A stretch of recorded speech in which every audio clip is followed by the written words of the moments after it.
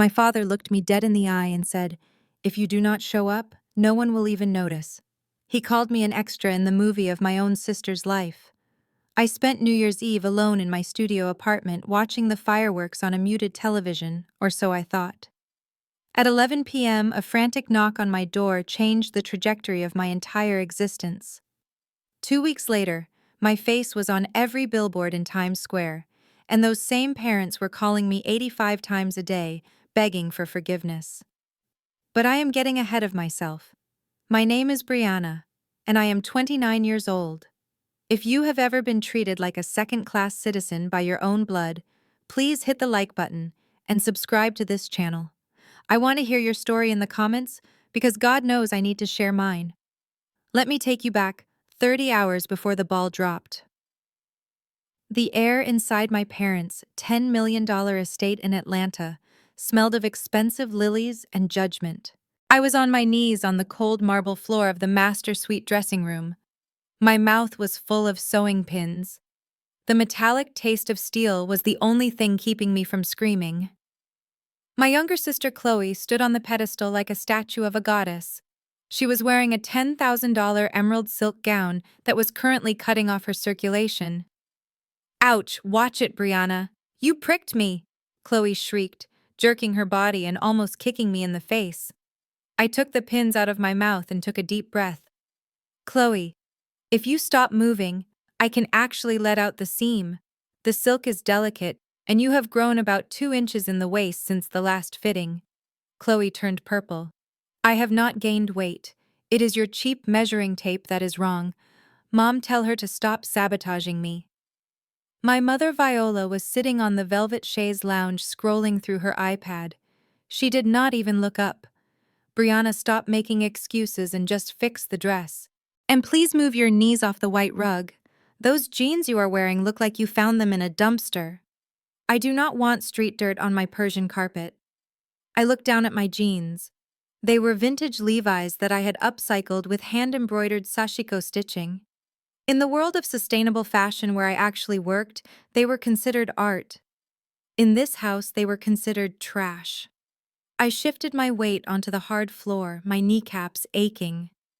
"I am sorry, Mom," I said quietly. "I just came straight from the workshop." My father Desmond walked in at that moment. He was already wearing his tuxedo even though the party was not until the next night. He held his phone up recording a video for his Instagram story. "And here is the star of the show," he announced, his voice booming with that fake charisma he saved for the public. "The beautiful Chloe getting ready to dazzle the elite of Atlanta. Look at that dress, folks. Imported from Milan." He panned the camera down to me and immediately stopped recording. His smile vanished. "Brianna, are you still down there? The light is fading and I need to get a good photo of Chloe for the pre-party hype. Brad's family is landing from New York in an hour. We need everything to look perfect." I hurriedly stitched the side panel, trying to give Chloe room to breathe in the dress. My fingers were trembling. It was not just the physical labor, it was the atmosphere. In this house, I was not a daughter. I was a utility. I was the free tailor, the errand girl, the person you called when the toilet clogged, but not the person you invited to dinner. "Done," I whispered, biting the thread, because I had left my scissors in my bag. Chloe spun around, admiring herself in the three-way mirror. Finally, she huffed. "It is still a little tight in the ribs, but I guess it will have to do. You really need to get better tools, Brianna." I stood up, brushing the lint off my knees. My back cracked. I had been driving for an hour to get here and had been working on this dress for 2 hours straight. I was exhausted, so I said, trying to sound casual as I packed my sewing kit. "What is the plan for tomorrow?" The invitation said cocktails start at 7, but I can come earlier if you need help setting up the decor. I actually made a custom jacket that I think would match the theme perfectly. The room went silent. It was a heavy, suffocating silence. Chloe stopped twirling. My father put his phone in his pocket. My mother finally put down her iPad and took off her reading glasses. They exchanged a look. That look. The one that meant they had discussed something unpleasant and were now forcing the other person to deliver the bad news. My mother cleared her throat. She picked up a crystal glass of water and took a small sip, stalling. "Actually, Brianna," she started, her voice overly smooth. "We were talking about tomorrow night. And with the guest list being so tight this year," she trailed off. "What do you mean?" I asked. My father stepped forward.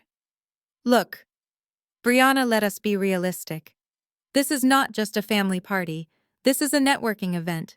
Brad's parents are coming down from the Hamptons. The Huntingtons are old money, real money. They are conservative. They care about image and pedigree. And I am what chopped liver?" I asked, my voice rising. "I am your daughter." Chloe laughed, a sharp, cruel sound. "Brianna, look at you. You sell used clothes on the internet. You live in a studio apartment that smells like bleach and old fabric. You drive a rusted Honda. If you show up in your patchwork jackets and start talking about saving the planet, you are going to embarrass us." "Chloe." "That is enough," my mother said, but she did not sound angry. She sounded like she agreed. "Brianna, listen to your mother," my father said, checking his watch. "We are just thinking about the optics. This night is about Chloe. It is her moment to shine with Brad's family. We want them to propose. We want that merger. If you are there, you will just be a distraction." "A distraction," I repeated. "Honey," my mother said, standing up and walking over to me. She placed a hand on my shoulder, but there was no warmth in it. "Think of it like a movie. Chloe is the lead actress. Brad is the leading man. And you? Well, you are just an extra. And extras do not belong in the spotlight. They belong in the background. Or better yet, offset completely." I felt like she had slapped me. An extra. 29 years of trying to please them, of getting straight A's, of starting my own business, of being the good, quiet daughter. And I was just an extra. "So I am uninvited," I stated. It was not a question. My father chuckled nervously. "Do not be dramatic. We are just saying maybe you sit this one out. Stay home. Watch the countdown on TV. Relax. Honestly, Brianna, if you do not show up, no one will even notice. It is not like anyone is coming to see you." My heart hammered against my ribs. I wanted to scream. I wanted to tear that emerald dress off Chloe's ungrateful body. But I didn't. I had learned a long time ago that crying only gave them power. I zipped up my bag. My hands were steady now, cold as ice. "Okay," I said. My mother looked relieved. She reached into her purse and pulled out a crisp $50 bill. "Here," she said, tucking it into the pocket of my shirt like I was a stripper or a waitress. "Go buy yourself a nice pizza tomorrow night. Treat yourself. And thank you for fixing the dress. You really do have a knack for needlework even if you waste it on garbage." I looked at the money. Then I looked at them. The perfect family. The golden child sister. The wealthy parents. They looked beautiful on the outside, but standing there in that dressing room, I realized they were rotting from the inside out. I took the $50. "Thank you, Mother," I said, my voice devoid of emotion. "I hope the dress holds together." I turned around and walked out of the bedroom, down the grand staircase, and out the front door. The winter air in Atlanta was biting cold, but it felt cleaner than the air inside that house. As I walked to my beat-up Honda Civic, I did not look back. I sat in the driver's seat for a long time, staring at the $50 bill. My father was right. No one would notice if the extra didn't show up. But what he didn't know was that the extra was about to rewrite the entire script. I drove home in silence.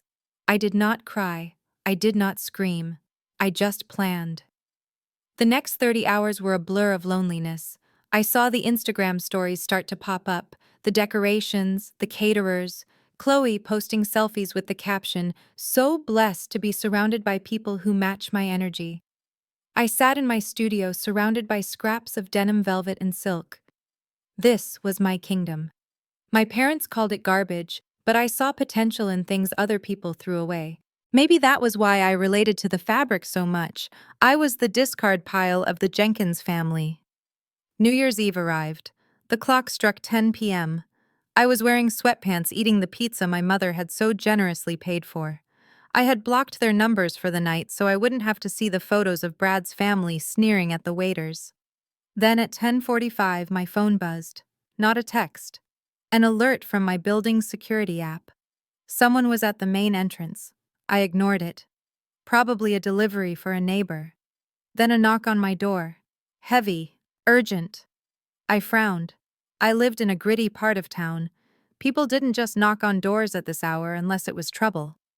I grabbed my heavy fabric shears just in case and crept to the door.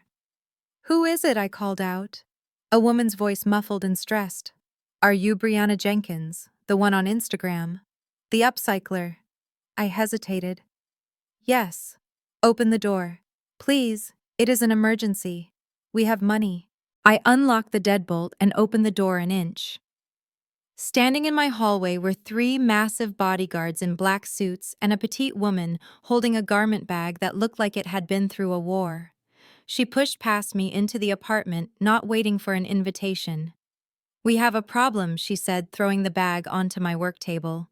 "A big problem. And you are the only person in this city who can fix it." "Who are you?" I asked, gripping my scissors. The woman unzipped the bag. Inside was a dress. Not just any dress. A couture gown covered in Swarovski crystals.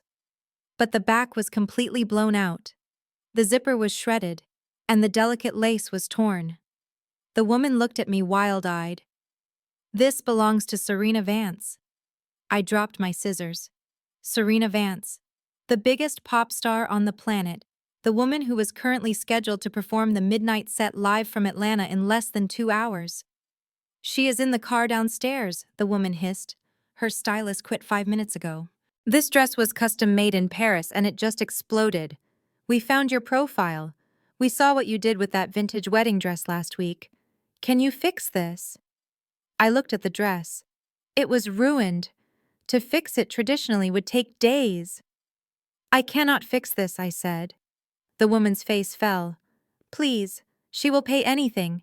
I cannot fix it." I repeated, walking over to the table and running my hand over the torn lace. "But I can remake it." I looked at the woman. "Bring her up. Now. Bring her up. Yes. Bring Serena Vance into my studio apartment. If she wants to look good at midnight, she has to trust the extra." 5 minutes later, the Queen of Pop walked into my tiny room wearing a hoodie and sunglasses, looking terrified. But that is a story for the next part. Because while my sister was clinking glasses of champagne thinking she had won the lottery, I was about to turn a pile of scraps into a weapon of mass destruction. The room seemed to shrink the moment Serena Vance stepped inside. Even wrapped in an oversized gray hoodie and dark sunglasses, she radiated an energy that made the air crackle. She pulled off her sunglasses, revealing eyes that were red-rimmed from crying. The most famous woman in the world looked terrified. "Do you have any idea what time it is?" she asked, her voice shaking. "I am supposed to be on a helicopter to the stadium in 20 minutes. My stylist just quit. My dress is a disaster. And my manager tells me I am betting my entire career on a girl who lives in a warehouse." I did not answer. I walked over to the garment bag the manager had thrown on my table and unzipped it fully. It was worse than I thought. The silver couture gown was stunning, but the structural boning in the corset had snapped, puncturing the silk and shredding the zipper track. It was a $10,000 pile of scrap. "Can you fix it?" the manager asked, hovering over my shoulder. Her phone was buzzing incessantly. "We need to leave in 45 minutes maximum." I ran my fingers over the torn silk. The fabric was too compromised. If I tried to just sew it back together, it would burst open again the moment Serena hit a high note. "No," I said. Serena let out a choked sob. "I knew it. It is over. I am going to have to go out there in sweatpants." I looked up at her. "I said I cannot fix it. I did not say I cannot save you. But we are not going to use this dress. It is dead." "What are you talking about?" the manager snapped. "That is a custom Galliano." "It is garbage," I said, my voice surprisingly steady. I grabbed my heavy shears. "But the crystals are usable." Before anyone could stop me, I jammed the scissors into the $10,000 dress and ripped the bodice away from the skirt. The sound of tearing silk echoed through the silent apartment. "Are you insane?" the manager shrieked, lunging forward. The bodyguards stepped in confused, not sure if they should tackle me or protect me. Serena held up a hand, stopping them. "Let her work. We have nothing to lose." I looked around my studio. I needed fabric. Strong fabric. Something that could hold structure but look regal. My eyes landed on the tall windows covering the far wall. They were draped in heavy vintage red velvet curtains I had salvaged from an old theater downtown. I dragged a stepladder over and ripped the curtains down in one violent motion. Dust motes danced in the air. "Velvet Serena?" asked, skepticism creeping into her voice. "Velvet and denim," I said, grabbing a stack of vintage Levi's from my shelf. "High and low, street and royal. It is brave, it is sustainable, it is Atlanta. Do you trust me?" Serena looked at the clock. It was 11:10. "I trust you," she whispered. "Make me shine." For the next 40 minutes, I ceased to be Brianna the extra. I ceased to be the disappointment's daughter. I entered a state of absolute flow. My mind, which usually raced with anxiety, went completely silent except for the calculations of angles and seams. I threw the red velvet onto my cutting table. I did not measure. I did not pin. I cut by instinct, draping the heavy fabric directly onto Serena's body over her bodysuit. "Hold this," I commanded, pointing to one of the massive bodyguards. The man looked at his boss, then stepped forward and held the fabric against Serena's waist with a trembling finger. I ran to my sewing machine. The motor roared to life. I was sewing denim panels onto the velvet, creating a corset structure that was stronger than steel but soft to the touch. I took the crystals from the ruined silver dress and hand-tacked them onto the denim, creating a constellation of stars crashing into the red velvet. The manager was pacing in the corner, listing off lawsuits she was going to file if this failed. I tuned her out. The only sound I heard was the rhythm of the needle punching through fabric. Then disaster struck. With 20 minutes left on the clock, a loud crack filled the room. The tip of my heavy-duty needle had snapped off, hitting a thick seam of denim. "No, no, no," I whispered. The machine jammed. A bird's nest of thread tangled in the bobbin case. "What happened?" the manager yelled, running over. "Why did you stop?" The needle broke. I said, my hands shaking for the first time. I tried to pull the fabric free, but it was stuck. "We are out of time," Serena said, her voice flat. She looked at her reflection in the darkened window. "I look like a half-finished craft project." I closed my eyes. I saw my father's face. "No one will notice if you do not show up." "I am not going to let you fail," I growled. I grabbed a screwdriver and dismantled the throat plate of the machine in 10 seconds flat. I ripped the tangled thread out with my teeth. I slammed a new titanium needle into the bar. "Turn on the steamer," I yelled to the manager. She blinked. "What?" I said, "Turn on the steamer now," I roared. "And you," pointing to the second bodyguard, "get me the fabric glue and the heat gun from the shelf." Suddenly, the room shifted. I was not the girl who sat at the kids' table. I was the captain of this ship. The manager ran to the steamer. The bodyguard scrambled for the glue. I sewed like a woman possessed. The red velvet skirt flowed from the denim corset like a river of blood and wine. It was dramatic. It was dangerous. It was unlike anything Serena Vance had ever worn. 11:45. "Done," I screamed, cutting the final thread. The room fell silent. Serena stepped back from the fitting area. She walked to the full-length mirror I had propped against the wall. The dress was a masterpiece of chaos and control.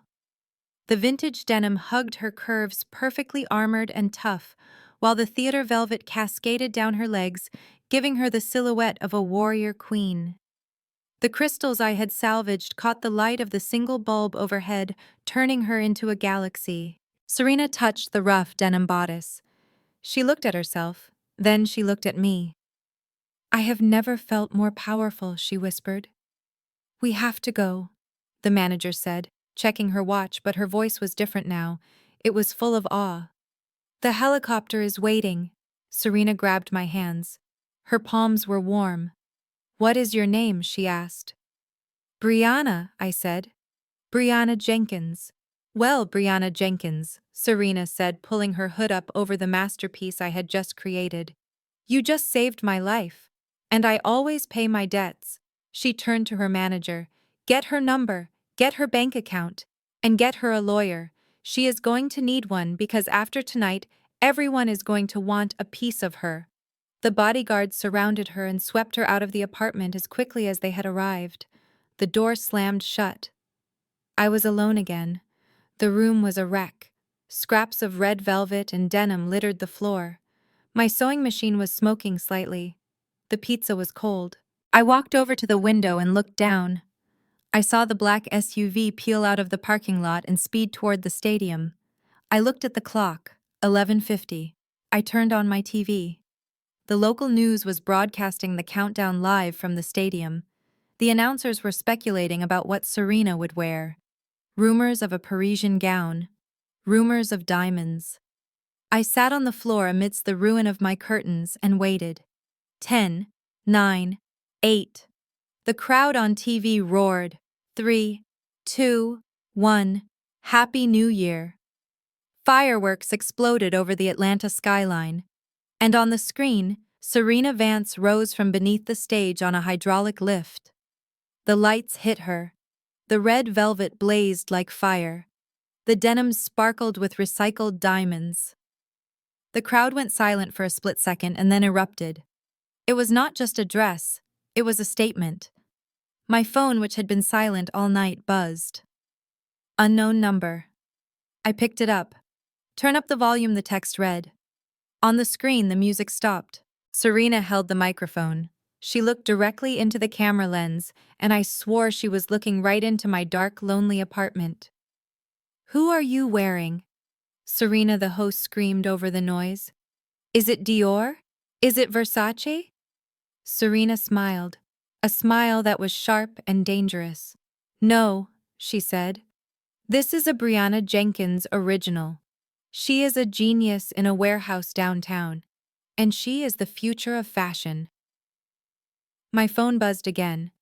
Then it started to vibrate continuously like a living thing. I looked at the screen. Mom calling, Dad calling, Chloe calling, Mom calling. 85 missed calls in 2 minutes.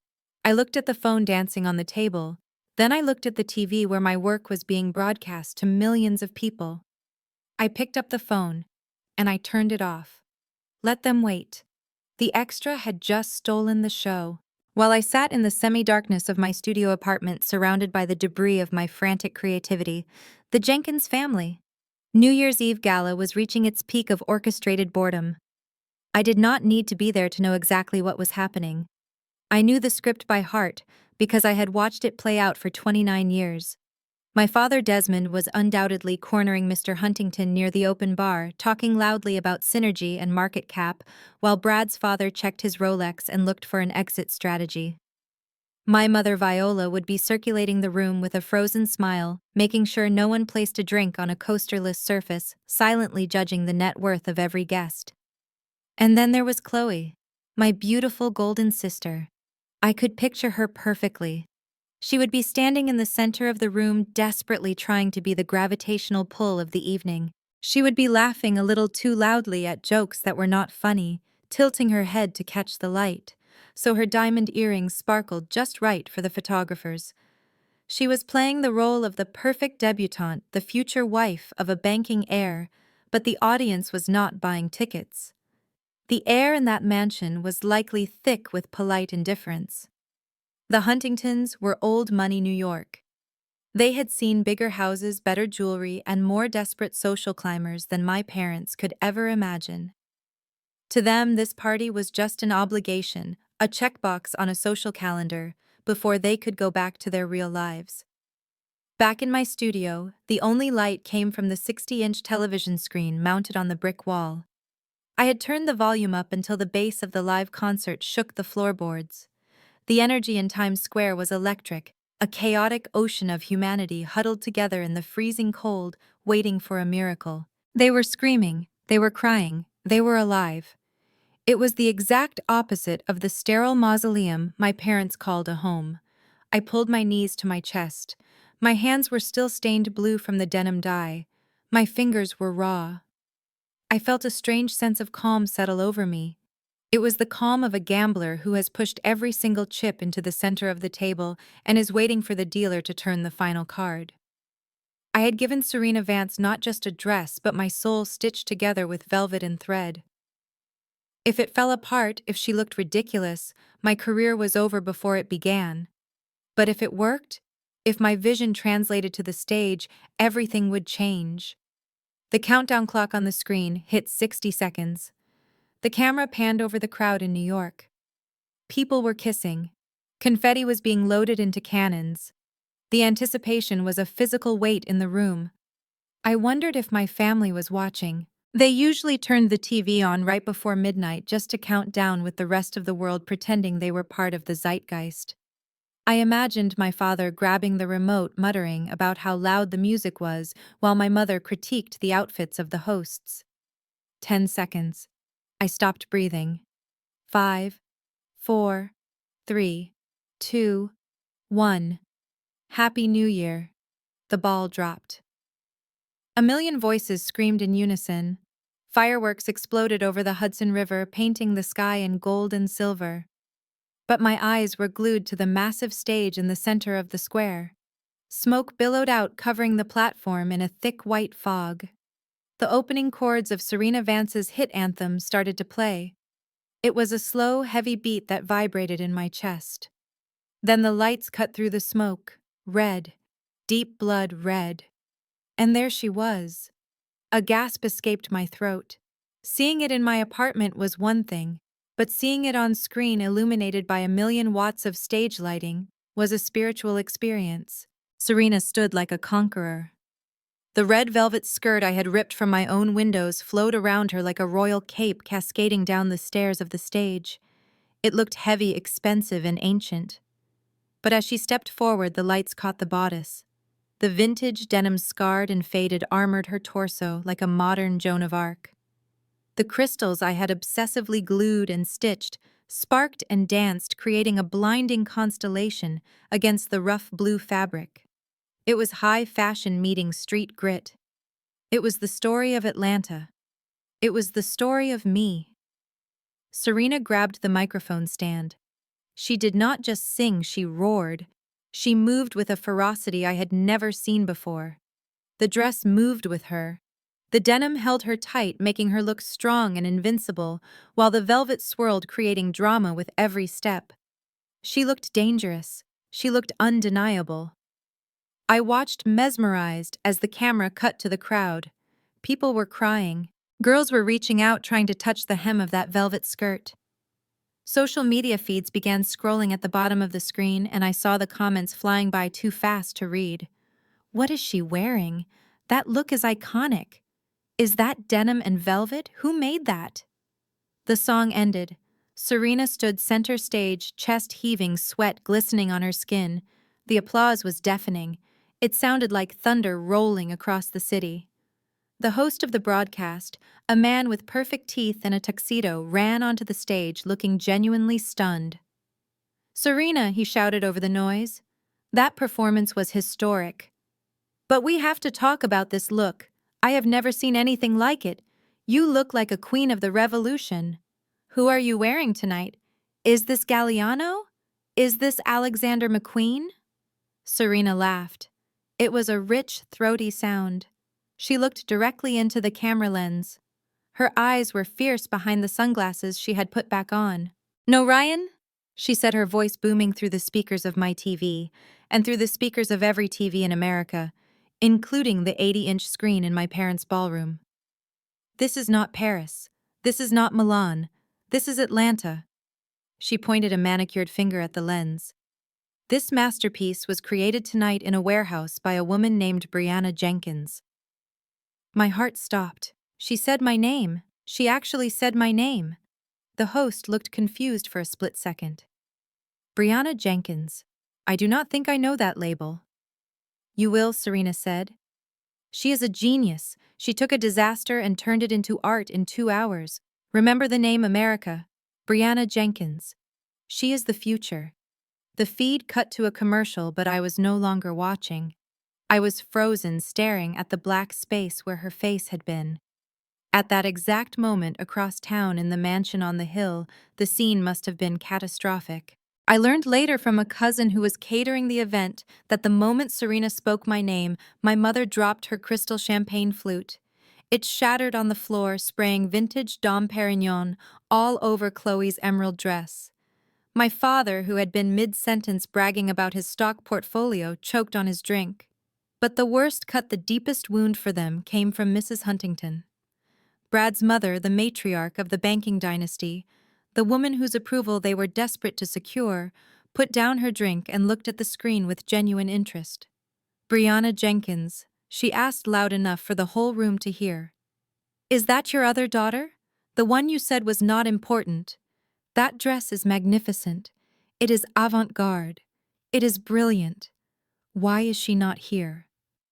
The silence that followed must have been delicious.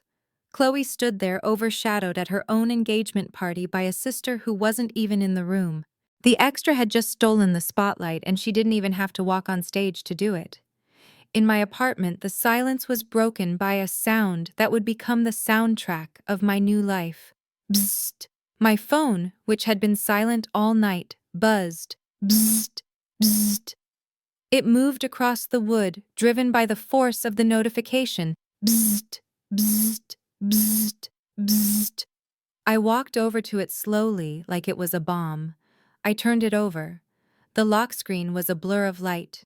Instagram followers were ticking up by the 1,000 every second. My email inbox was refreshing so fast it looked like a slot machine. Subject: interview request, Vogue magazine. Subject: custom commission request, stylist for Beyoncé. Subject: investment opportunity. And then the calls began. Mom calling, Dad calling, Chloe calling, Mom calling. The phone danced on the table, rattling against the scissors and the spools of thread. It was an angry, desperate sound. They were calling, not to congratulate me. I knew them too well for that. They were calling to control the narrative. They were calling to remind me of my place. They were calling to claim credit. I reached out my hand, hovering over the decline button. For 29 years, I had answered every call. I had come running every time they snapped their fingers. I had fixed every hem, baked every cake, and absorbed every insult. But tonight, I was not Brianna the extra. I was Brianna the genius. Serena Vance said so. I watched the screen light up with my mother's face, a picture I had taken of her smiling at a garden party, a smile that never reached her eyes when she looked at me. I let it ring. I let it ring until it went to voicemail. Then I did it again when my father called. And again when Chloe called. 100 notifications. 200. 500. I picked up the phone, walked over to my window, and looked out at the city lights. Somewhere out there, my family was scrambling, trying to explain to the Huntingtons why they had hidden a prodigy in the attic. Somewhere out there, the world was learning my name. I turned the phone off completely. I poured myself a glass of tap water, raised it to the empty room, and whispered, "Happy New Year, Brianna." The real show was just getting started. The morning sun hit the dirty brick wall of my apartment at an angle I had never noticed before. It was January 1st, the start of a new year. I peeled my face off the denim quilt I had collapsed on a few hours earlier. My body ached. My fingers were stiff and swollen from the marathon of sewing I had performed the night before. For a split second, I thought it was a dream. I thought I had imagined Serena Vance standing in my kitchen. I thought I had imagined the red velvet dress. Then I looked at my work table. It was covered in scraps of red fabric and loose Swarovski crystals that caught the morning light like diamond dust. The empty garment bag with the Vance Management logo was still sitting on the chair. It was real. I reached for my phone. The battery had died sometime during the night after vibrating itself into oblivion. I plugged it into the charger and waited. The moment the screen flickered to life, it nearly crashed again. The numbers were staggering. My Instagram account, which had 2,000 followers yesterday, now had 400,000. My inbox was full. My direct messages were broken, and my name, Brianna Jenkins, was trending on Twitter right below Happy New Year. I sat on the floor and laughed. It was a dry, hysterical sound. Yesterday I was invisible. Today I was a hashtag. I was just about to stand up and find some coffee when the sound returned. Bam, bam, bam. The knocking on my door. My stomach dropped. I thought maybe it was the press. Maybe the paparazzi had found out where the mystery designer lived. I walked to the door, pulling my oversized t-shirt down and tightening my ponytail. I looked through the peephole, expecting to see cameras. I did not see cameras. I saw a pastel polo shirt. I saw a cashmere sweater. I saw a perfectly made-up face that I knew better than my own. It was my parents, and Chloe. I stepped back. My first instinct was to lock the deadbolt and hide. I did not want them in my space. This apartment was the only thing I owned that they had not touched. But I knew them. If I did not open the door, they would stand there all day. They would make a scene. They would call the landlord. I took a deep breath. I channeled the energy Serena Vance had left in this room. I was the genius.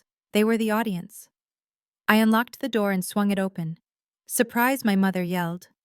Viola Jenkins stood there holding a wicker basket that looked like it came from a Martha Stewart catalog. She was wearing a smile that was so bright and so fake it actually hurt my eyes. Behind her, my father Desmond was beaming, his chest puffed out like a rooster, and Chloe was standing in the back holding her phone up, filming everything. "Brianna, darling, we brought breakfast," my mother cooed, pushing past me into the apartment without asking. "I know how much you love blueberry muffins from that bakery in Buckhead. I had your father drive all the way there this morning just for you. I hate blueberries. I have been allergic to them since I was 6. But my mother had conveniently forgotten that detail in her rush to perform the role of the doting parent. I stood by the open door, stunned by the sheer audacity of their presence. 10 hours ago they had told me I was an extra. They had told me to disappear. Now they were invading my sanctuary with pastries I could not eat. "Can we come in?" my father asked, though he was already walking toward my work table. He looked around the messy industrial space with a critical eye, but instead of sneering like he usually did, he nodded approvingly. "Wow, look at this place," he said, his voice loud and theatrical. "You can really feel the creative energy in here. It is raw. It is authentic. This is where the magic happens, right, Brianna?" He turned to me and opened his arms for a hug. I stood frozen. My father had not hugged me in 5 years. He wrapped his arms around me and patted my back firmly. He smelled of expensive cologne and desperation. "I saw what you did last night, kiddo," he whispered in my ear. "Unbelievable. Absolutely unbelievable." I pulled away. "I thought you said no one would notice if I showed up," I said, my voice flat. Desmond laughed. A booming, hearty laugh that filled the small room. He looked at my mother and winked. "Oh, Brianna, you have to understand," he said, placing a hand on my shoulder. "That was the strategy. That was the push you needed. I knew if I challenged you, if I made you angry, you would produce your best work.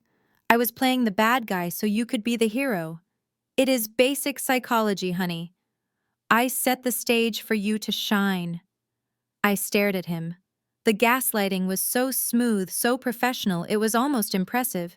He was rewriting history in real time. He was taking credit for my success by claiming his cruelty was actually tough love. Before I could respond, Chloe popped out from behind him. She had a ring light attached to her phone case, and she shoved the camera inches from my face. "Hey guys, look who I found," she chirped, using her high-pitched influencer voice. "It is the woman of the hour, my big sister Brianna. We are hanging out at her studio this morning celebrating her massive win." She grabbed my arm and pulled me into the frame, squeezing her cheek against mine. I could smell her hairspray. Her skin was cold. "Tell the fans how you feel, Bri," Chloe said, looking at her own reflection in the screen. "We have been keeping this secret for so long, guys. It was so hard not to tell you that Brianna was working with Serena, but the Jenkins sisters always move in silence, right? She said. We move in silence. I looked at the camera. I looked at the comments rolling up on her live stream. She is amazing. You guys look so much alike. Supportive sister goals. I felt bile rise in my throat. They were eating it up. The world saw a loving family celebrating a victory. They did not see the text messages on my phone telling me I was worthless.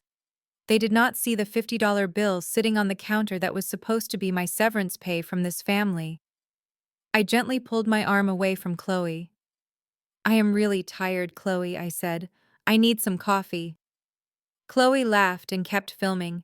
She is so humble, you guys. She works so hard. Look at this studio. She started panning the camera around the room, filming my fabric stacks, my sketches, my private sanctuary. Hey, do not film that, I said, stepping forward. Those are private designs. Oh, relax, Brianna, my father said, sitting down on my only chair, the one I used for sewing. You are famous now. The world wants to see your process. You have to strike while the iron is hot. We need to capitalize on this momentum. He used the word, we again. My mother began unpacking the basket on my cutting table, moving my scissors and chalk aside as if they were trash. She laid out the muffins, a thermos of coffee, and linen napkins. Come sit down, darling, she said, patting the stool next to her. We have so much to discuss. Your father has been on the phone all morning. The phone at the house has not stopped ringing. Everyone wants to know if you are taking new clients. She poured coffee into a travel mug I had left on the table. We were thinking, my mother continued, handing me the coffee, that we should host a proper launch party for you. Not that little thing last night. A real Jenkins party. We can do it at the club next weekend. Invite the press, invite the Huntingtons. Brad's mother was asking all about you. I took the coffee. It was lukewarm. Brad's mother was asking about me, I repeated. Oh, she loved the dress, my father interjected. She actually asked why we had been hiding you. Can you believe that? I told her we were just waiting for the right moment to unveil your talent. I looked at the three of them. My father, the opportunist. My mother, the enabler. My sister, the parasite. They sat in my dusty, drafty apartment wearing their expensive clothes, eating muffins. I was allergic to planning a party to celebrate a talent they had mocked 24 hours ago. I realized then what I was to them. I was not a daughter. I was not a sister. I was an asset. Yesterday I was a liability, a stain on their perfect image. Today I was a commodity that had suddenly spiked in value. And like good investors, they were scrambling to acquire as much stock as possible before the market realized they had never owned me in the first place. I sipped the coffee. It tasted bitter. I looked at Chloe, who was now taking selfies with my sewing machine. I looked at my father, who was texting on his phone, probably bragging to his golf buddies. I could have kicked them out. I could have screamed at them to get out of my house. I could have played the recording of them insulting me, but I didn't. Not yet. Because I saw something else in their eyes. Underneath the greed and the fake pride there was fear. They were terrified that I would leave them behind. They were terrified that the extra had become the director, and they did not know their lines anymore. I smiled. It was a small, cold smile. A launch party sounds interesting, I said quietly. My mother clapped her hands. I knew you would be sensible. We will handle everything. You just focus on doing your little sewing thing. My little sewing thing. Even when they needed me, they could not help but minimize me. My father stood up. Great. Settled. Now get dressed, Brianna. We are going to lunch. I am not hungry, I said. Nonsense, he boomed. The Huntingtons invited us to brunch at the St. Regis, all of us. Brad's mother specifically asked for you. You cannot say no to old money, Brianna.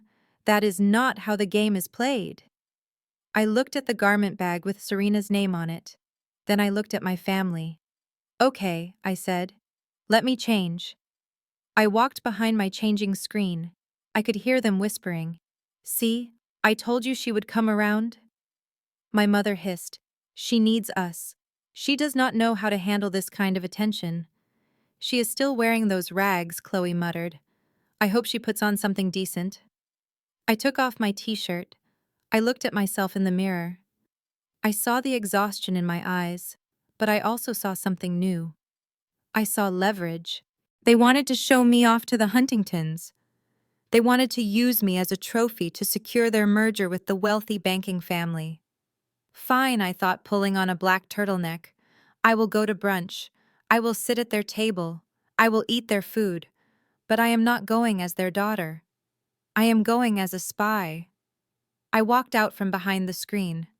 I am ready, I said. Let the performance begin. The dining room of the St. Regis Hotel was a study in oppressive elegance.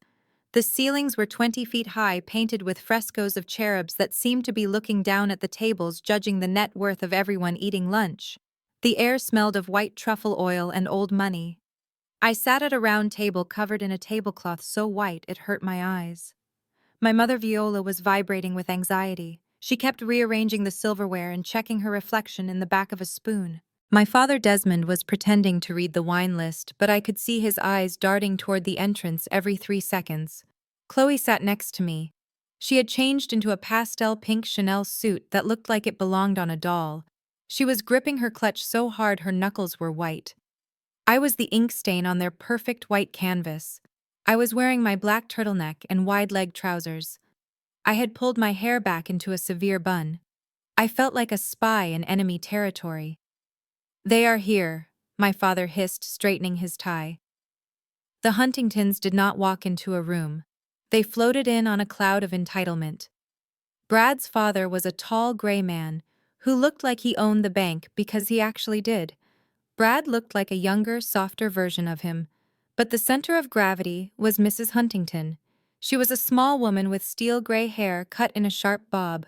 She wore no makeup and her jewelry was discreet, but I knew enough about fashion to know that her vintage brooch was worth more than my parents' entire house. My family stood up in unison like well-trained dogs. Mrs. Huntington, my mother chirped, her voice an octave higher than normal. We are so honored you could join us. Mrs. Huntington did not smile. She looked at my mother, then at my father, then at Chloe.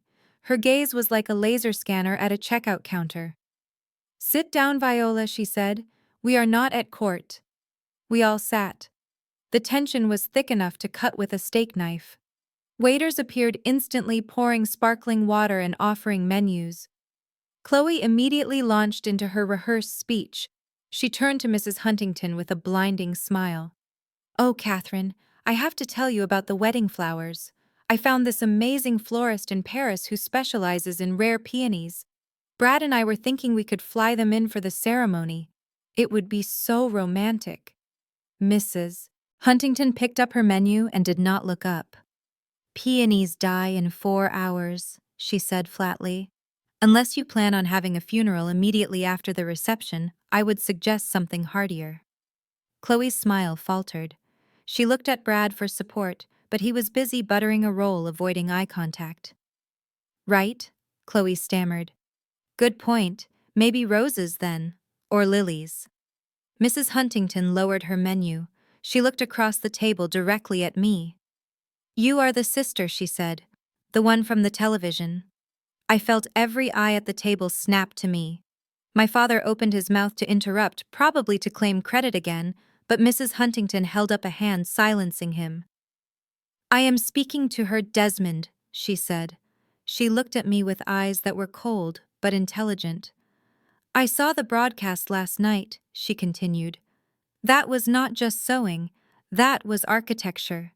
You took a structured bodice and fused it with a fluid skirt, using materials that should not work together, denim and velvet. It was a risk. Why did you do it? It was not a polite dinner conversation question. It was a challenge. She was testing me. I took a sip of water. I decided to tell the truth. Serena needed armor, I said. She is a performer, but she was feeling vulnerable.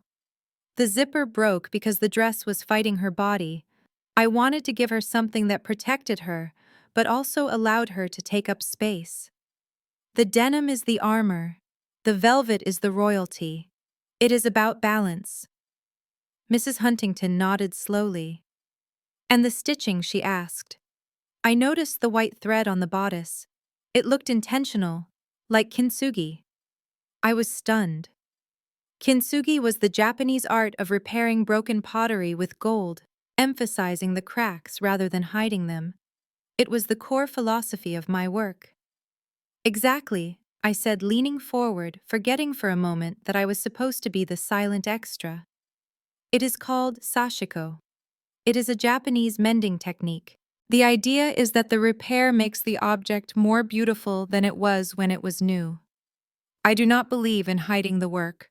I believe the struggle is part of the beauty. Mrs. Huntington stared at me. For the first time, a small, genuine smile touched her lips. Fascinating, she murmured. Most people in this city are obsessed with looking new, looking perfect. You are interested in what is real. That is a rare quality. Under the table, I felt a sharp pain in my shin. Ow! I didn't say it out loud, but I flinched. Chloe had kicked me with her designer heel. I glanced at her. She was smiling at Mrs. Huntington, but her eyes were burning with pure venom. She was the bride. She was the golden child. She was supposed to be the one impressing the matriarch. And here I was, the family failure, bonding with the most intimidating woman in Atlanta over Japanese philosophy. My mother sensed the shift in power and tried to intervene. Yes, well, Brianna has always been very eclectic, my mother said with a nervous laugh. But Chloe has such a wonderful eye for interior design. She picked out all the curtains for Brad's new condo. Mrs. Huntington ignored her. She kept her eyes on me. I have a collection of vintage kimonos, she said. Some of them are falling apart. I have never trusted anyone to touch them. But I might trust you. Would you be willing to look at them? I would be honored, I said. That is settled then, Mrs. Huntington said, picking up her fork. You will come to the estate on Tuesday. The table went silent. An invitation to the Huntington estate was something my parents had been chasing for 5 years, and I had just gotten one in 5 minutes. Brad cleared his throat. He looked annoyed. His ego was bruised because his mother was ignoring his trophy wife. Mother, let us not get carried away, he said with a condescending chuckle. He reached over and patted my hand on the table, a gesture that felt more like a restraint than affection. Brianna had a lucky night, Brad said, but let us be real. She usually spends her time patching up old jeans for hipsters or making quilts for charity. She is not exactly a couturier. I think Serena Vance was just desperate. He looked at me with a smirk. No offense, Brianna. We are all proud of you. But let us not pretend you are on the same level as the designers my mother usually wears. It was a fluke. Chloe let out a small breath of relief. She looked at Brad with gratitude. Finally, someone was putting me back in my place. Yes, Chloe chimed in. Brianna is very crafty, but she doesn't really know the luxury market. She is more rustic. My father laughed too loud. Rustic. That is the perfect word. Our little rustic artist. I gripped my napkin under the table. The shame was familiar. It was the old script. Whenever I shined, they had to dim the lights. Whenever I stood up, they had to cut me down. I opened my mouth to defend myself, to tell them about the commission request sitting in my inbox, but a sharp voice cut through the air. Stop talking, Brad. Mrs. Huntington placed her fork down on her plate with a deliberate click. The sound echoed in the silent dining room. She turned to her son. You are confusing price with value, she said, her voice icy. Anyone with a credit card can buy a label. Anyone can hire a stylist to dress them in the latest trend. That requires zero talent. That only requires a bank account, which, by the way, you inherited from your father. Brad turned red. He opened his mouth, but nothing came out. What this young woman did last night, Mrs. Huntington continued, gesturing to me, was creation. She took raw materials and vision and created value out of nothing. That is not rustic, Brad. That is power. And frankly, it is the only thing at this table that interests me right now. She picked up her wine glass and took a sip. Now, she said, Unless anyone else has something foolish to say, I would like to order my lunch. The silence that followed was heavy and absolute. My father looked like he had swallowed a lemon. My mother was pale. Brad was staring at his plate, his ears burning. But it was Chloe who terrified me. She was not looking at her plate. She was looking at me. Her face was perfectly still, but her eyes were dead. It was a look of pure, unadulterated hatred. For years she had looked down on me with pity. She had tolerated me because I was beneath her. I was the ugly duckling who made her look like a swan. But in that moment the dynamic shifted. I was no longer beneath her. I was a threat. I had humiliated her husband. I had won over her mother-in-law. I had stolen her spotlight. Under the table I felt her foot move again. This time she didn't kick me. She pressed her heel down hard on my toe and ground it into the floor. I looked at her. She smiled a terrifying, empty smile. "So happy for you, Brianna," she whispered so only I could hear. "Enjoy it while it lasts." I pulled my foot away. A cold shiver ran down my spine. I realized then that my parents were greedy and Brad was arrogant, but Chloe was dangerous. I turned back to Mrs. Huntington and forced a smile. "I would love the sea bass, please," I said to the waiter. Lunch continued, but the war had officially begun. And I had no idea that while I was eating sea bass and discussing art, Chloe was already plotting how to steal the one thing that mattered most to me: my voice. The drive back from the St. Regis was silent, but it was the silence of a predator waiting to pounce. My father drove his Mercedes with white-knuckled intensity. My mother stared out the window, her jaw set tight. Chloe and Brad had taken their own car, but I knew they were following close behind. We were heading to the family estate. The place where I had grown up feeling like a ghost was about to become the setting for my exorcism. When we walked into the living room, the atmosphere shifted instantly. The pretense of the happy family lunch evaporated. My father loosened his tie and poured himself a scotch without offering me anything. My mother sat on the sofa, not in a relaxed way, but like a judge taking her bench. Chloe walked in a moment later, kicking off her heels and flopping down next to Mom, looking petulant and spoiled. Brad leaned against the fireplace mantel, trying to look authoritative. I stood in the center of the room. I felt like I was back in high school, being scolded for getting a B+ instead of an A. But I was not a teenager anymore. I was Brianna Jenkins. I was the woman who had impressed Catherine Huntington. "Sit down, Brianna," my father said, pointing to the stiff armchair in the corner. "We need to talk business." I remained standing. "I prefer to stand." "What is this about, Dad?" Desmond scoffed and pulled a thick document out of his briefcase. He tossed it onto the coffee table with a heavy thud. "This," he said, "is your future. I had our lawyers draft it up this morning while you were busy flirting with the old lady. It is an employment contract. Standard stuff, but generous, considering your lack of experience." I looked at the document.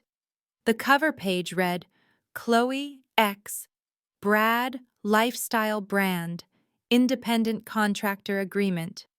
"I do not understand," I said.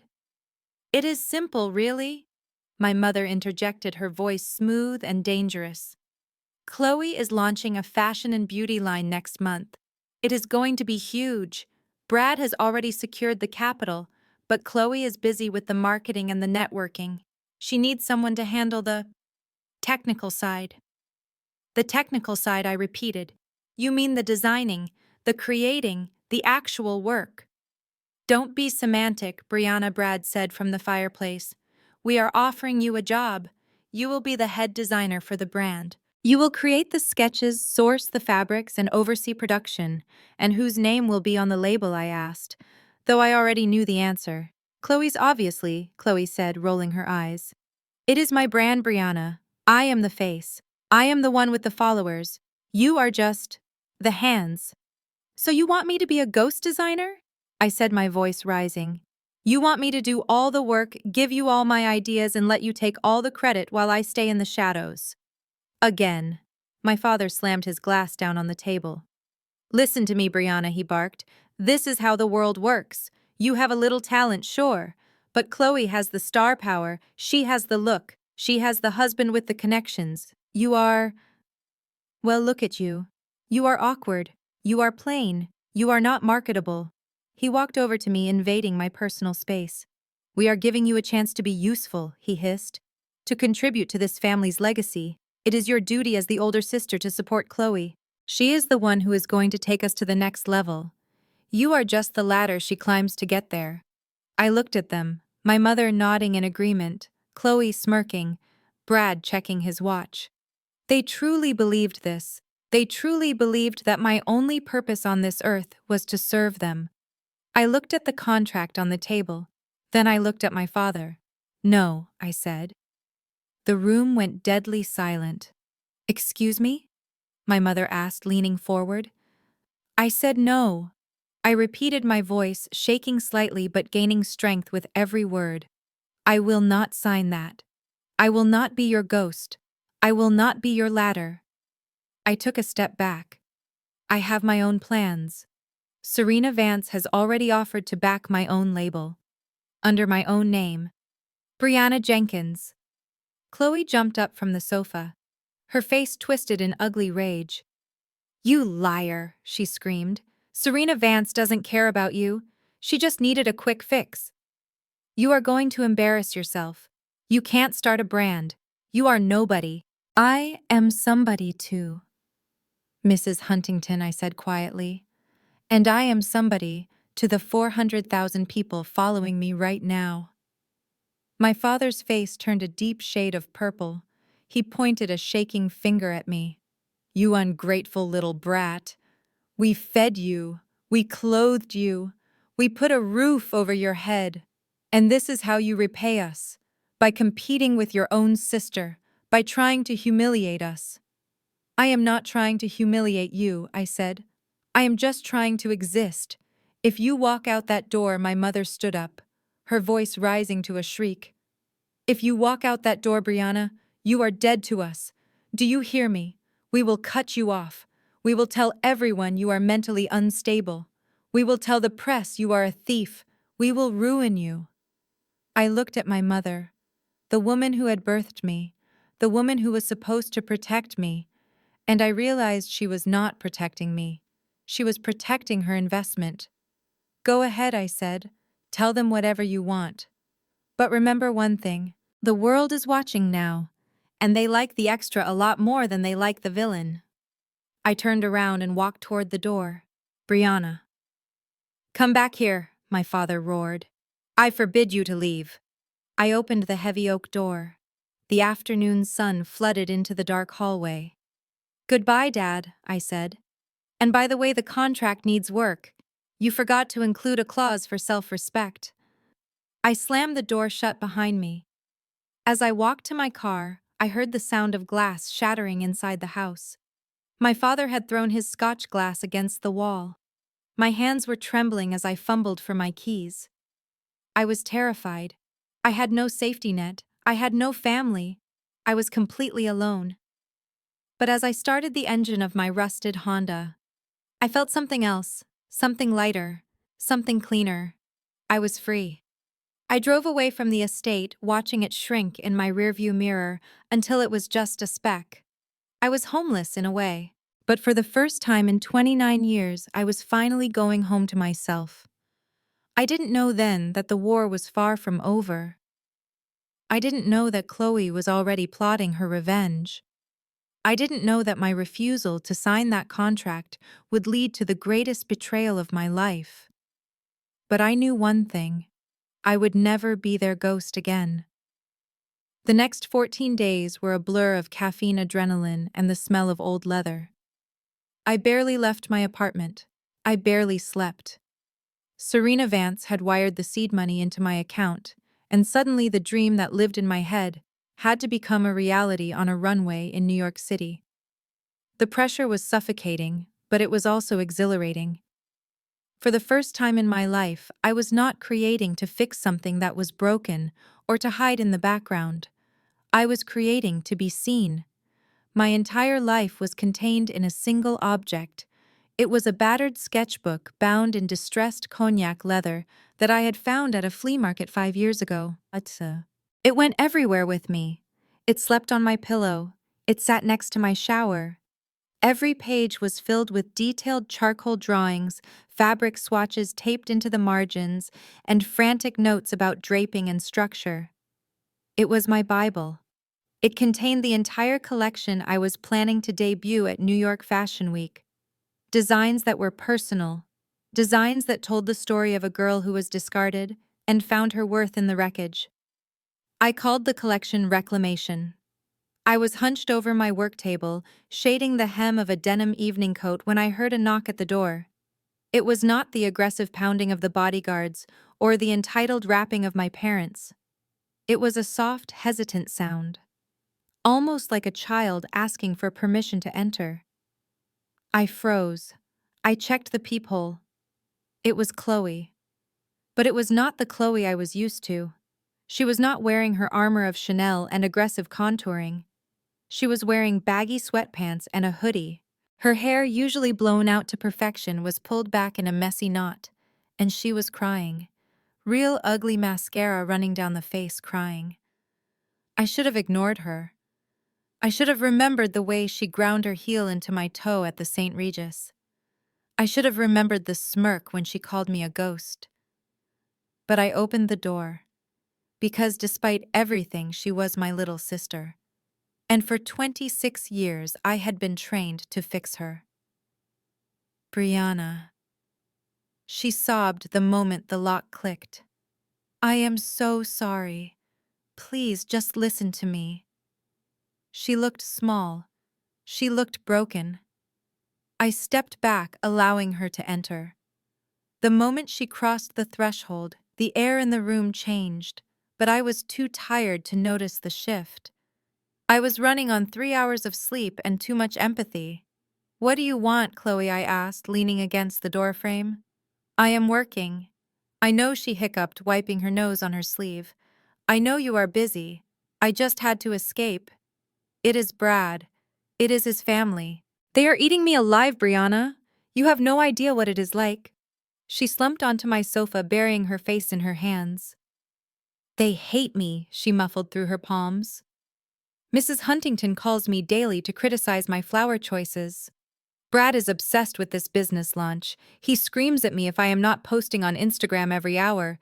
I feel like a doll in a glass box. I miss you. I miss when we were kids and we would just hide in your room and draw. My chest tightened. I remembered those days.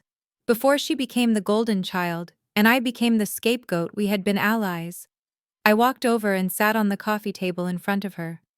Why are you here, Chloe? I asked softly. Because you are the only one who tells me the truth, she whispered, looking up with bloodshot eyes. Mom and Dad just see me as a paycheck. Brad sees me as a trophy.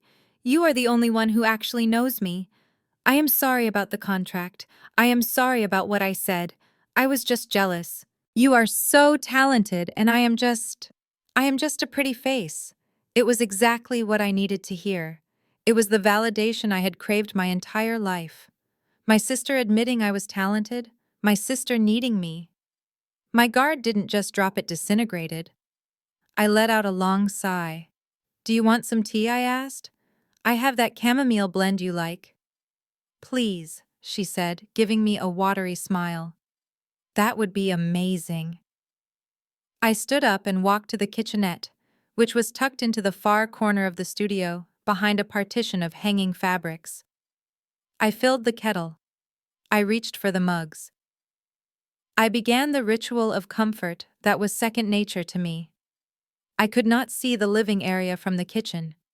I could not see my work table, and I certainly could not see what Chloe was doing. The moment I disappeared behind the fabric wall, Chloe's tears vanished. She did not wipe them away, she simply turned them off like a faucet. She sat up straight, her eyes darting around the room with the precision of a hawk. She saw it immediately. The leather sketchbook lying open on the table under the ring light. She moved. She did not walk.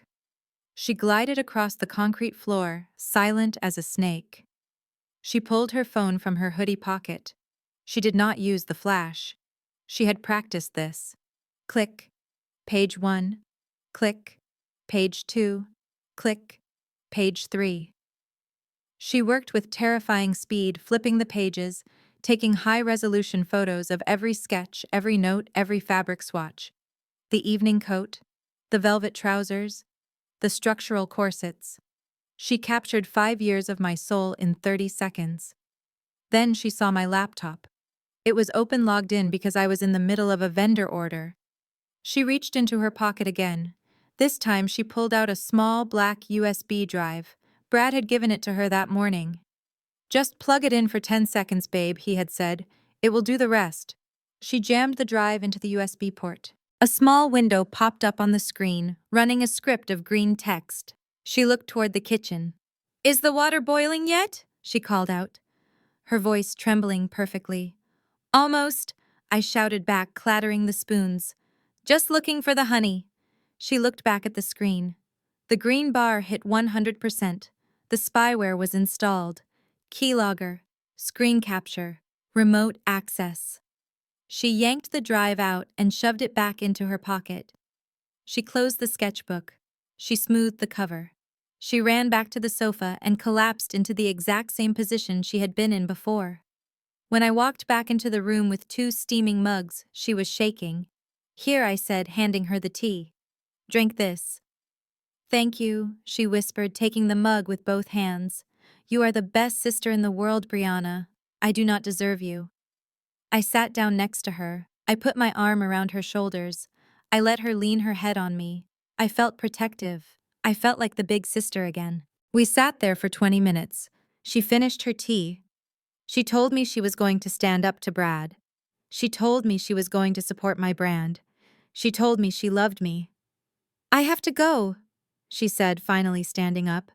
"If Brad finds out I was here, he will be furious. But thank you. I feel so much better." She hugged me. It was a tight squeeze. I hugged her back, pressing my cheek against her hoodie. "Be careful, Chloe," I said. "Do not let them push you around." "I won't," she said, pulling away. "I learned from the best." She walked to the door. Before she left, she turned back and looked at me. Her eyes landed on the sketchbook on the table for a split second. A small, unreadable smile touched her lips. "Good luck with New York," she said. "I have a feeling it is going to be full of surprises." She closed the door. I locked it and leaned my forehead against the cool metal. I felt drained but lighter. I had my sister back. Maybe things were turning around. Maybe I could have both the career and the family. I walked back to my work table. I sat down and ran my hand over the leather cover of my sketchbook. It felt warm. I picked up my charcoal pencil. I felt inspired. I turned to a fresh page and started to draw. I had no idea that I was drawing for a ghost. I had no idea that while I was sketching the future, my sister was sitting in her car outside, uploading my entire life to a server named Chloe X Brad. I had no idea that the tea I had served was the most expensive cup I would ever make. I worked late into the night, blissfully unaware that the countdown to my destruction had already begun. And the person holding the detonator was the one I had just hugged goodbye. 7 days. That was the countdown clock ticking in my head. 168 hours stood between me and the runway at New York Fashion Week. My studio apartment had transformed into a war zone of creativity. Every surface was covered in fabric swatches, thread spools, and coffee cups. The air smelled of burnt steam and ambition. I was exhausted. My fingers were covered in calluses and small needle pricks, but I had never felt more alive. I was finalizing the showstopper piece, a gown made entirely of reclaimed silk parachutes dyed a deep midnight blue. It was going to be the finale. It was going to be my statement to the world that I had arrived. I was humming to myself, pinning a hem, when my phone started to buzz. It was not the gentle vibration of a social media notification. It was a relentless, urgent buzzing that rattled the table. I glanced at the screen. It was a text from the liaison at the bank who was handling the investment funds Serena Vance had set up for me. Turn on the TV, now, Channel 5. My stomach dropped. Messages like that are never good news. My hands started to tremble as I searched for the remote control buried under a pile of denim scraps. I found it and pointed it at the wall-mounted screen. Please do not let it be a scandal, I prayed. Please do not let Serena have canceled the funding. I pressed the power button. The screen flickered to life. I was not prepared for what I saw. I was prepared for bad news. I was not prepared for a nightmare. The screen showed the grand ballroom of the Ritz-Carlton Hotel. It was packed with journalists, photographers, and fashion influencers. Camera flashes were going off like strobe lights, creating a blinding, disorienting effect. At the front of the room stood a massive stage with a sleek white backdrop, and there in giant gold letters was the logo, Chloe X Brad, Reborn. I stepped back, dropping the remote. Reborn. The word echoed in my head. Standing at the podium looking radiant in a white suit was my sister Chloe. Next to her, looking smug and proprietary, was Brad. They looked like royalty. They looked like the golden couple of the year. "Welcome, everyone," Brad said into the microphone, his voice smooth and confident. "We are so thrilling to finally share what we have been working on in secret for the past year. This is not just a fashion brand. This is a movement." I felt a cold sweat break out on the back of my neck. A secret for the past year. 2 weeks ago, Chloe was crying on my couch, saying she had no purpose. Chloe stepped forward. She smiled that perfect camera-ready smile. "Thank you all for coming," she said, her voice thick with fake emotion. "Ever since I was a little girl growing up in Atlanta, I have dreamed of this moment. I have always felt a deep connection to nature, to the idea of taking something old and giving it new life." I stopped breathing. Those were my words. That was the opening line of my manifesto. I had written those exact words in my sketchbook 3 years ago. But that was just the beginning. "Now," Chloe said, sweeping her hand toward the curtain behind her, "I present to you the debut collection of Reborn." The curtain dropped. I fell to my knees. On the mannequins behind her were my clothes. Not similar clothes. Not inspired by clothes. My clothes. There was the denim evening coat with the asymmetric collar I had spent 3 weeks draping. There were the velvet trousers with the hidden pockets. There was the corset made from upcycled vintage leather jackets. I crawled closer to the TV screen, my hands shaking so hard I could barely support my weight. I stared at the details. The stitching. The specific way the denim was distressed at the seams. The sashiko embroidery patterns I had developed myself. They were identical. Every single line. Every single concept. My eyes darted to the screen behind the mannequins where digital sketches were being projected. I gasped. Those were my drawings. They were the sketches from my brown leather notebook. The notebook Chloe had looked at while I was making her tea. The notebook I had trusted her with. I watched in horror as the camera zoomed in on a sketch of the parachute gown. The gown I was currently sewing 5 feet away from me. "This piece is my favorite," Chloe narrated, pointing to my drawing. "I call it the midnight sky. It represents the darkness before the dawn. I came up with this concept while I was meditating in Bali last year." "Liar," I screamed at the empty room. "You have never been to Bali. You stole that from me." The audience in the Ritz-Carlton erupted in applause. I saw fashion editors nodding in approval. I saw influencers live streaming the event. The chyron at the bottom of the screen read, "Chloe Jenkins debuts Genius Sustainable Collection." Genius. They were calling her a genius for stealing my soul. I felt like I was going to throw up. The betrayal was physical. It felt like someone had reached into my chest and ripped out my lungs. I thought about the tea. I thought about how I had held her while she cried. I thought about how I had comforted her while she was actively downloading my life onto a hard drive. Brad stepped back to the microphone, putting a protective arm around Chloe. "We are so proud of this collection," Brad said, beaming. "And we are excited to announce that we have already secured exclusive distribution deals with major luxury retailers. Reborn will be in stores next month. Next month. My show was in 7 days. If I showed my collection now, everyone would say I copied her. She had beaten me to the punch. She had released the images first. In the eyes of the law and the court of public opinion, she was the creator and I was the thief." I looked at the half-finished gown on my dress form. 10 minutes ago, it was a masterpiece. Now it was evidence of a crime I didn't commit. My phone started buzzing again. It was a call from the bank. Then a text from the production manager in New York. "Brianna, did you see this? Brianna, is this why you wanted funding? Brianna, are you working with your sister?" They thought I was part of it. Or worse, they thought I had sold out.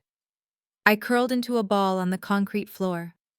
The sound of the applause from the TV washed over me like a wave of toxic sludge. I watched my parents in the front row. My mother was wiping away a tear of pride. My father was shaking hands with investors, accepting congratulations for raising such a talented daughter. They had won. They had realized they couldn't control me, so they had decided to consume me. They had eaten my talent and regurgitated it as their own success. I looked at my hands. The hands that had cut the fabric. The hands that had bled for this art. They felt useless.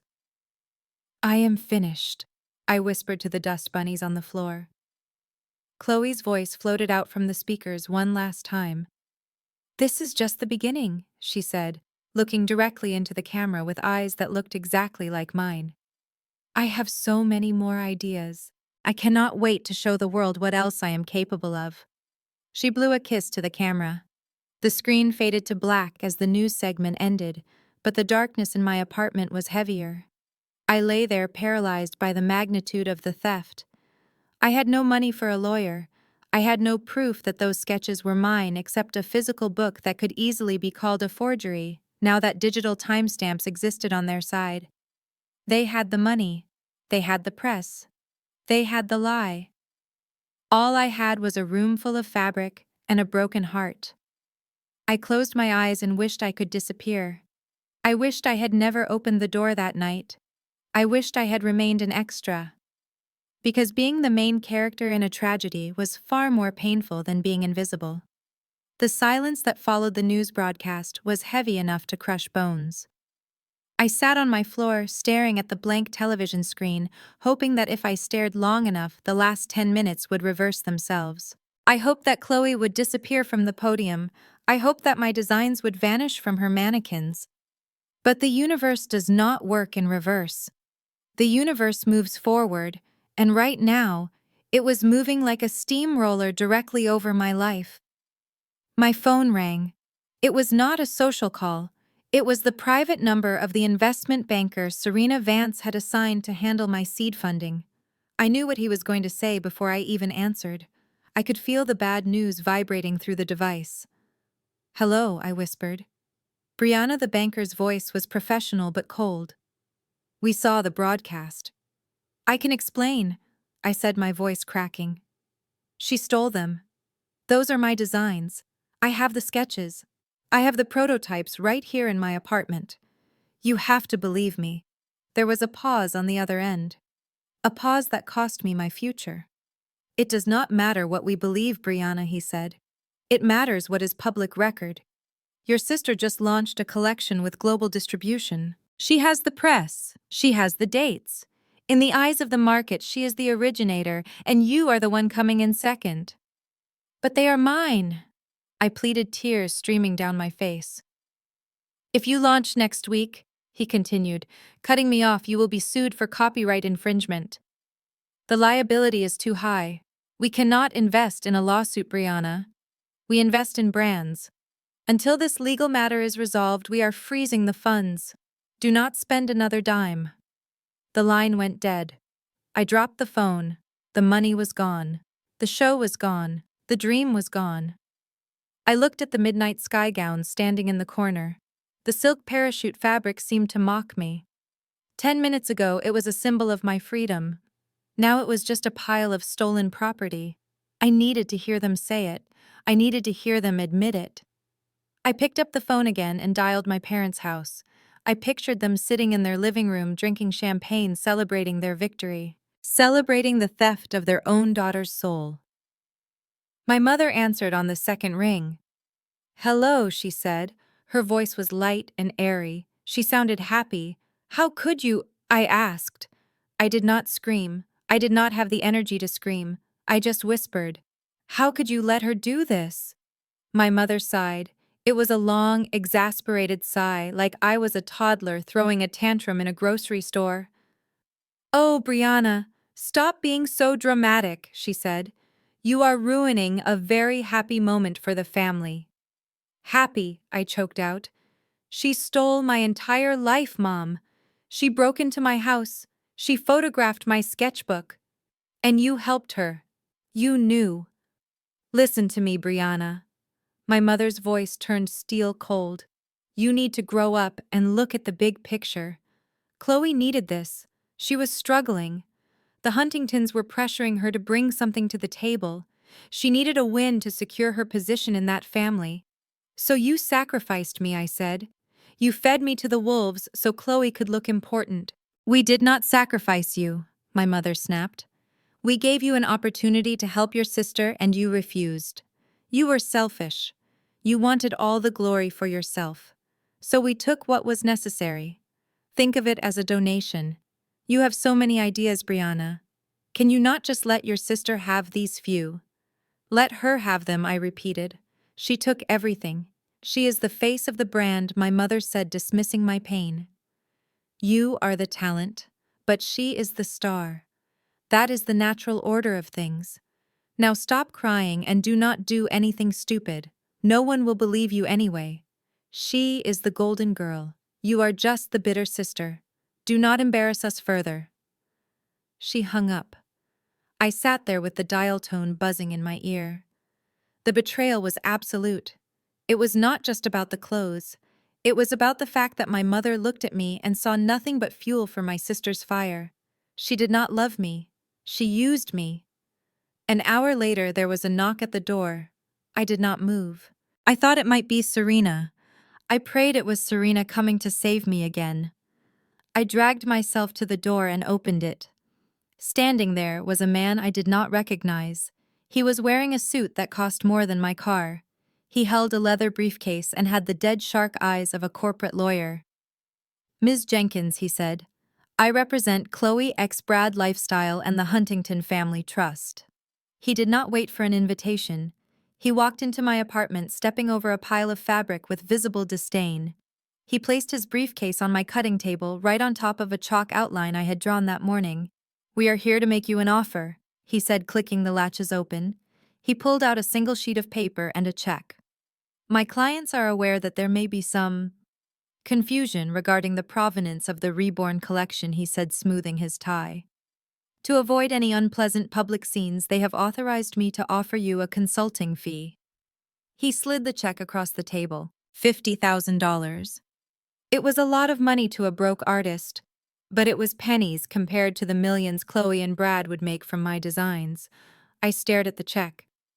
"And what do I have to do for this?" I asked. The lawyer tapped the paper. "You sign this non-disclosure agreement. You admit that you acted as a consultant on the project. You waive all rights to the designs past, present, and future, and you agree never to speak to the press about your involvement." "And if I don't sign?" I asked, looking up at him. The lawyer smiled. It was not a nice smile. "If you do not sign, Ms. Jenkins, we will sue you. We will sue you for defamation if you claim the designs are yours. We will sue you for corporate espionage, claiming you tried to sabotage the launch. We have lawyers on retainer who cost $1,000 an hour. You have—" He looked around my apartment. "You have nothing. We will bury you in litigation for the next 10 years. You will never work in this industry again. You will be bankrupt by next Tuesday." He checked his watch. "I need an answer now." I looked at the check. I looked at the contract. It was a deal with the devil. If I signed, I would survive. I could pay my rent. I could eat. But I would lose my name. I would lose my voice. I would be confirming everything my parents said about me, that I was just an extra, that I was meant to be in the background. I picked up the check. The paper felt crisp and sharp. "Get out," I whispered. "Excuse me," the lawyer said. "I said get out," I yelled, ripping the check in half. "Get out of my house." The lawyer did not look angry. He looked bored. He picked up his briefcase. "That is a mistake, Ms. Jenkins. A very expensive mistake." He walked to the door. Before he left, he turned back. "By the way," he said, "your sister wanted me to give you a message. She said thanks for the tea." The door slammed shut. The silence returned, but this time it was different. It was the silence of a tomb. The sun had gone down while the lawyer was there. The studio was dark. The shadows stretched across the floor, covering my sewing machine, covering my fabrics, covering me. I walked over to the corner and sat down, pulling my knees to my chest. I was back exactly where I had started on New Year's Eve. Alone. In the dark. Rejected by my family. Mocked by the world. But this time, I had no hope. This time, I had no secret weapon. This time, Serena Vance was not coming. She had probably seen the news and written me off as a fraud, too. I looked at my hands. They were shaking uncontrollably. "I am nothing," I whispered to the darkness. They were right. I am just an extra.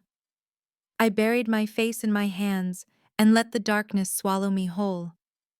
I cried for the little girl who just wanted her mother to look at her. I cried for the woman who just wanted to create something beautiful. I cried because for the first time in my life, I truly believed that the bad guys had won. I did not know how long I sat there. It might have been hours. It might have been days. I was drifting in a sea of despair, waiting to drown. But rock bottom has a funny way of becoming a foundation. When you have lost everything, you have nothing left to lose. And a person with nothing to lose is the most dangerous person in the world. I just didn't know it yet. I was too busy mourning my own death to realize that I was about to be reborn for real. I was taping up a box of fabric scraps when the phone rang again. I assumed it was the lawyer calling to harass me into signing the settlement agreement, or perhaps my landlord telling me my lease was being terminated. I had already decided to surrender. I was going to move back to a small town in Ohio where nobody knew my name or my family. I was going to get a job at a diner and never touch a sewing machine again. The dream was dead, and I was currently packing its corpse into cardboard boxes. But when I looked out the window, I saw a black SUV idling in the parking lot. It was not the sleek sedan the corporate lawyer had arrived in. This was a tank. It was armored, tinted, and terrifying. Before I could process what was happening, my door flew open. Serena Vance did not knock. She did not ask for permission. She swept into my studio wearing a floor-length trench coat and sunglasses, looking like a spy from a noir film. Her manager trailed behind her, holding a silver metal briefcase. "Did you sign it?" Serena asked without saying hello. Her voice was sharp enough to cut glass. I dropped the roll of packing tape. "No," I whispered. "Not yet." "Good," Serena said, walking over to the television and ripping the power cord out of the wall. She turned to face me. "Because if you had signed that paper, I would have had to fire you. And I hate firing geniuses." I stared at her. "Serena," I said, my voice trembling. "It is over. You saw the news. They have the copyright. They have the distribution. My investors pulled out. I am toxic." Serena laughed. It was a cold, hard sound. "Toxic," she repeated. "Honey, your sister is a fraud." I watched that press conference. Chloe held up those sketches like she was holding a dead rat. She does not know how to hold a charcoal pencil. She does not know the difference between a bias cut and a straight grain. I have worn more couture than she has ever seen. I know a fake when I smell one. And that girl stinks. But it does not matter what we know. I argued, feeling the tears welling up again. It matters what we can prove. They have digital timestamps. They have witnesses. I have nothing. Serena took off her sunglasses. Her eyes were blazing with an intensity that made me want to stand up straighter. "You think I became the biggest star in the world by being stupid?" she asked. "You think I walk into a strange apartment in a warehouse district in the middle of the night without insurance?" She snapped her fingers. Her manager stepped forward and placed the silver briefcase on my cutting table. She clicked the latches open. Inside was a laptop and a small black device that looked like a smoke detector. "Standard security protocol," the manager said, typing on the keyboard. "When we came here on New Year's Eve to fix the dress, my team did a sweep. We installed a temporary surveillance unit in the corner near the ceiling. It is motion activated. It uploads directly to our private cloud." I looked at the device. I had never even noticed it. "We usually retrieve them within 48 hours, the manager continued. "But honestly, with the tour and the chaos, we forgot about this one until we saw the news this morning." She turned the laptop screen toward me. "We scrubbed through the footage," she said. "We found this." I looked at the screen. The timestamp read 2 weeks ago. It was the afternoon Chloe came to visit, the afternoon she cried on my sofa. I watched myself walk into the kitchen to make tea. Then I watched Chloe. On the screen, she stopped crying instantly. She sat up.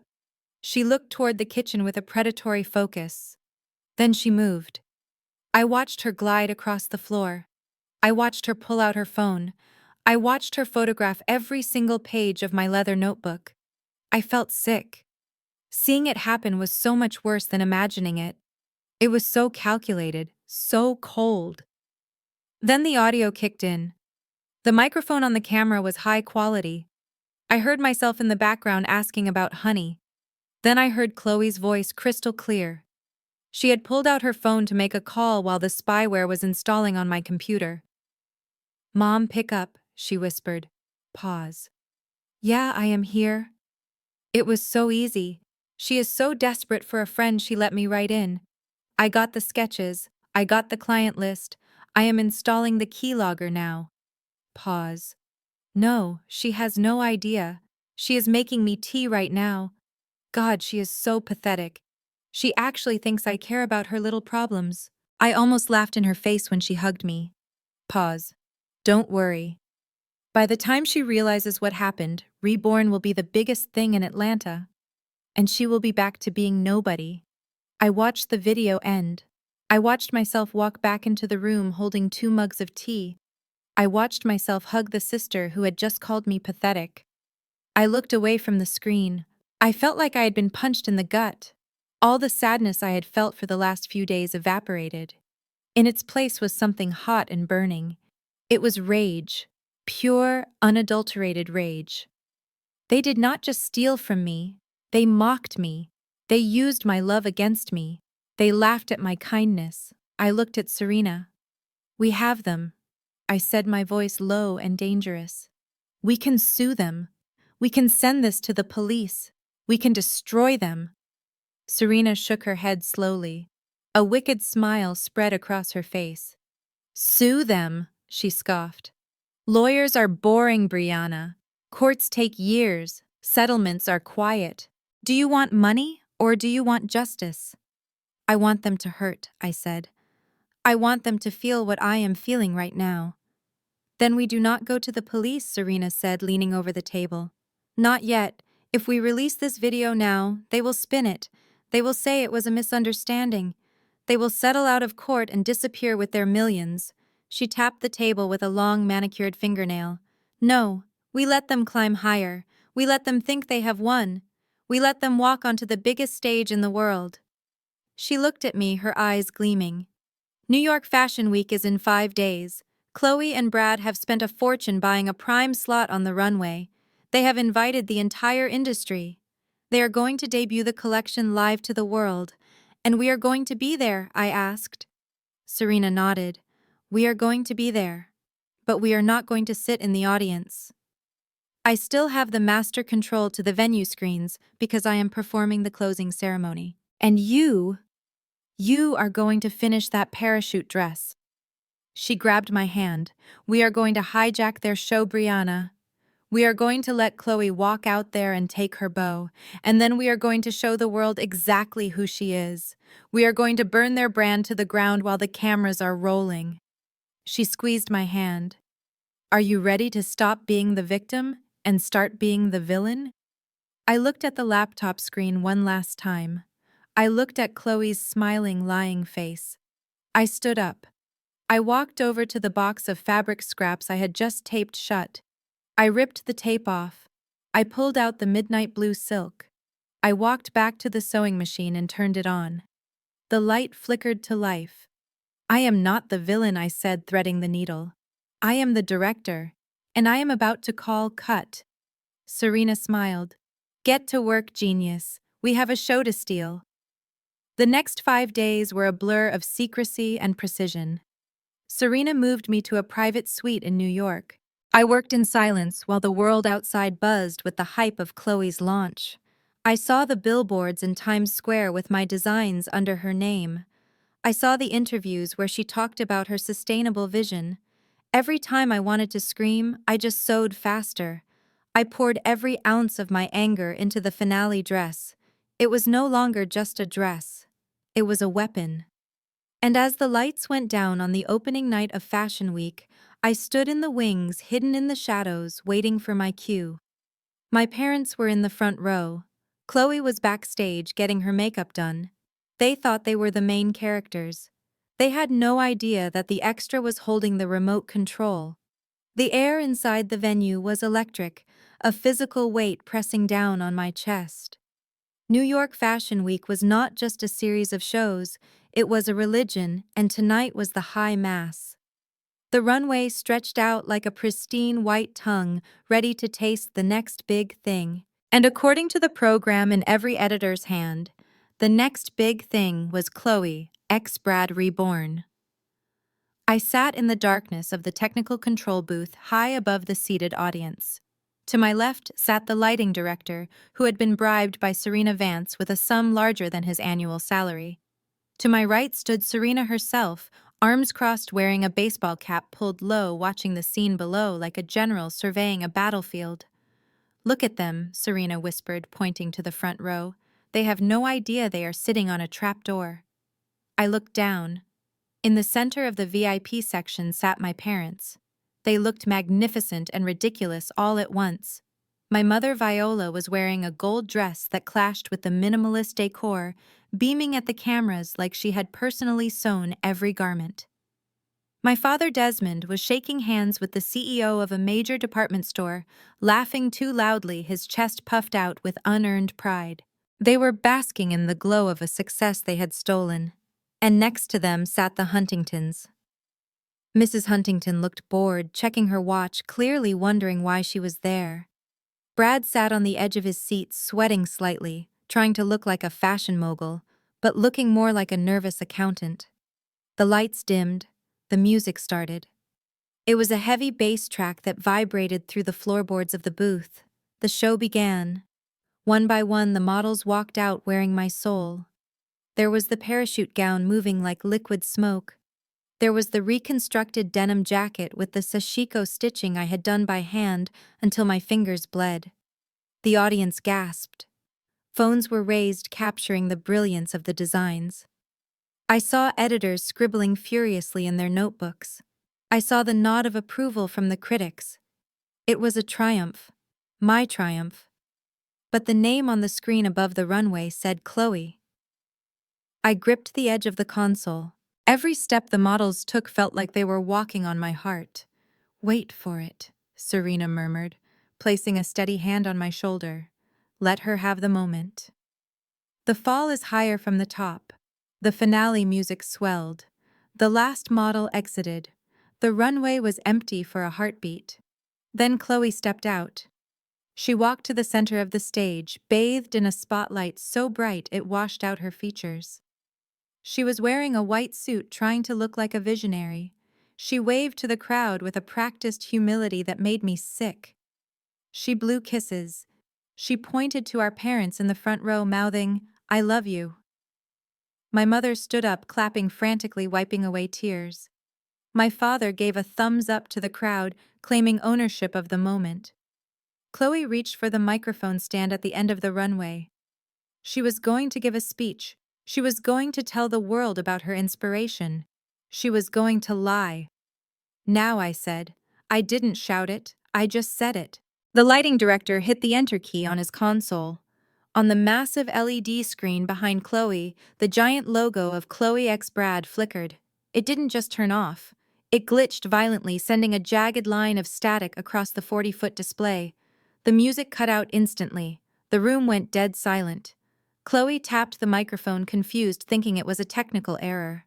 She looked back at the screen, smiling nervously. Then the image stabilized. It was not a logo. It was a video. It was a time-lapse video filmed from an overhead angle. It showed a pair of hands, my hands, sketching on a piece of paper.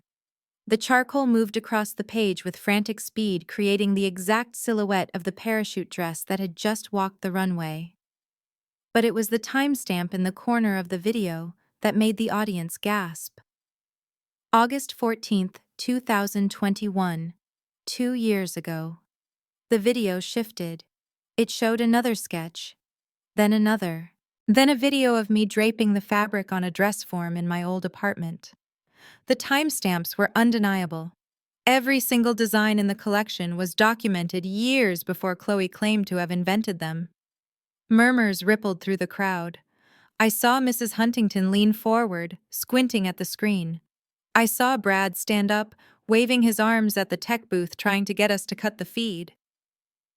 But we were just getting started, Audio Serena said. The video on the screen changed. It was no longer the artistic time-lapse. It was the grainy, high-contrast footage from the security camera in my apartment. The face of Chloe filled the giant screen. She was sitting on my sofa holding her phone. The audio boomed through the stadium speakers, crystal clear, echoing off the walls. Mom, pick up, Chloe's voice sneered. The Chloe on the runway froze. She looked at the giant version of herself looming behind her like a monster. On the screen, the digital Chloe continued. Yeah, I am in. She is so stupid, Mom. She actually thinks I came here to apologize. I am photographing the sketches right now. The audience gasped. A collective intake of breath that sucked the air out of the room. In the front row, my mother Viola stopped clapping. Her hands froze in midair. But the video didn't stop. And this was the part I had saved just for them. This was the part that would ensure they never recovered. On the screen, Chloe laughed. It was a cruel, mocking sound. I know I have to pretend to be nice to her, Chloe said to the person on the phone, who we all knew was our mother. But honestly, Mom, once this launch is over, can we just cut her off? She is embarrassing. And then she paused, listening to whatever my mother was saying on the other end.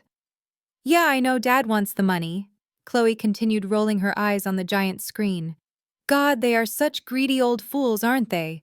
Dad thinks he is some business genius, but he is just a leech. And you are just as bad, Mom. Always worrying about appearances. Once I get the Huntington money, I am dumping all of you. I am not going to let you drag me down with your tacky desperation. The silence in the room was absolute. On the runway, the real Chloe stood paralyzed. She looked at the screen, then she looked down at the front row. She looked at our parents. My father Desmond was standing up. His face was a mask of shock. He had spent his whole life using me to prop up Chloe, and now the entire world was watching his golden child call him a greedy leech. My mother looked like she had been shot. She was staring at Chloe with her mouth open, her hand clutching her chest. The daughter she had sacrificed everything for, the daughter she had chosen over me, had just revealed her true face. And then there was Mrs. Huntington. She stood up slowly. She looked at the screen where Chloe was calling her family a meal ticket. Then she looked at Brad, who was cowering near the edge of the stage. Mrs. Huntington did not scream. She did not make a scene. She simply picked up her purse, turned her back on the runway, and walked out of the venue. Her departure was the signal. The spell broke. The audience erupted. It was not applause. It was chaos. Boos started from the back of the room. Journalists were shouting questions. Photographers were rushing the stage, not to capture the beauty, but to capture the disaster. Chloe dropped the microphone. It hit the floor with a deafening thud. She looked around, wild-eyed, looking for an escape, looking for someone to blame. She looked up at the control booth. She couldn't see me through the tinted glass, but she knew. She looked right at the window and screamed something that was lost in the noise of the crowd. I stood there high above the wreckage. I looked at my parents who were now arguing with each other, my father pointing a finger at my mother crying hysterically. I looked at Brad, who was being blocked by security as he tried to chase his mother. I looked at Chloe, who was standing alone on the white runway, surrounded by the beautiful clothes she had stolen, which now looked like evidence in a crime scene. I felt a hand on my shoulder. "It is done," Serena said softly. I looked at the screen where the loop was playing again, showing my hands creating the art, showing the truth. "No," I said, pressing the button to fade the screen to black. "It is not done. Now we finish them." I turned to the lighting director. "Spotlight on the booth," I said. He looked at me surprised. "Do it." A single bright spotlight swiveled from the ceiling and blasted through the glass of the control booth, illuminating me. I stepped forward to the window. I let the crowd see me. I let Chloe see me. I was Brianna Jenkins. I was the extra. I was the ghost. And I had just brought the house down. The sound that erupted inside that venue was not applause, and it was not silence. It was a visceral roar of outrage that shook the walls. For a split second, Chloe stood frozen on the runway, a statue of white silk and terror, looking out at a sea of faces that had turned from adoration to disgust in the span of 60 seconds. The giant screen behind her was still frozen on the image of the security footage, the timestamp mocking her, the audio of her voice calling her own parents leeches still echoing in the rafters. Then the first object flew. It was a plastic water bottle thrown from the standing section. It hit the runway with a wet thud, spraying water onto the hem of the stolen parachute dress. That was the signal the mob was waiting for. The booing started low and guttural, then swelled into a deafening chant. Fraud, thief, liar. Brad Huntington finally snapped out of his paralysis. He scrambled up the steps to the stage, his face red with panic, waving his arms frantically at the control booth. "Cut the feed!" he screamed, his voice cracking. "Turn it off! You are ruining us!" He lunged toward the LED screen as if he could physically block the truth with his body, but two massive security guards intercepted him before he could reach the backdrop. "Get off me!" Brad yelled, struggling against them. "Do you know who I am? My family owns this building." "Actually, they don't," Serena Vance said, her voice booming over the PA system, cutting through the chaos like a knife. She stood up in the control booth next to me, holding a microphone, looking like a vengeful god.